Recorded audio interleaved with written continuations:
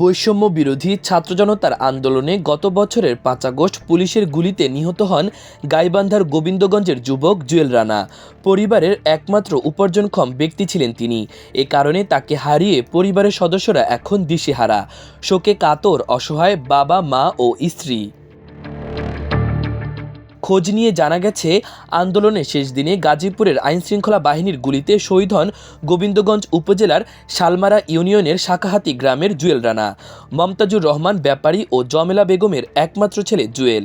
দরিদ্র কৃষক পরিবারের সন্তান জুয়েল পেশায় ছিলেন পোশাক শ্রমিক।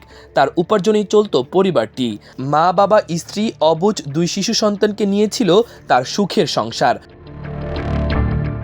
বৈষম্য বিরোধী ছাত্র জনতার অভ্যুত্থানে যোগ দেন প্রতিবাদী যুবক জুয়েল রানা। আন্দোলনের শেষ দিনে ২০২৪ সালের ৫ আগস্ট ফ্যাসিবাদী শেখ হাসিনার পতনের খবরে আনন্দ মিছিল বের করে ছাত্র জনতা। মিছিলে অংশ নিয়ে গাজীপুরের আনসার একাডেমির সামনে পুলিশের ছোড়া গুলিতে আহত হয়ে মাটিতে লুটিয়ে পড়েন তিনি। সেখান থেকে রক্তাক্ত অবস্থায় তাকে উদ্ধার করে হাসপাতালে নিয়ে যান সহকর্মীরা। ওই দিন হাসপাতালে আসা আহত লোকজনের ভিড় থাকায় জুয়েল রানার চিকিৎসায় বিলম্ব হয়। এ সময় তার শরীর থেকে অতিরিক্ত রক্তক্ষরণের ফলে কিছুক্ষণের মধ্যেই সেখানে তিনি মৃত্যুর কোলে ঢলে পড়েন। পরিবারের উপার্জনক্ষম একমাত্র ছেলেকে হারিয়ে বাকরুদ্ধ বাবা মমতাজুর রহমান ও মা জমেলা বেগম। তাদের কাছে নিহত ছেলের বিষয়ে জানতে চাইলে কান্নায় ভেঙে পড়েন তারা। এ সময় কান্নাজড়িত কণ্ঠে মা জমেলা বেগম বলেন, অকালে ছেলে হারানোর ব্যথা যে কি কষ্টকর তা আমরা উপলব্ধি করছি।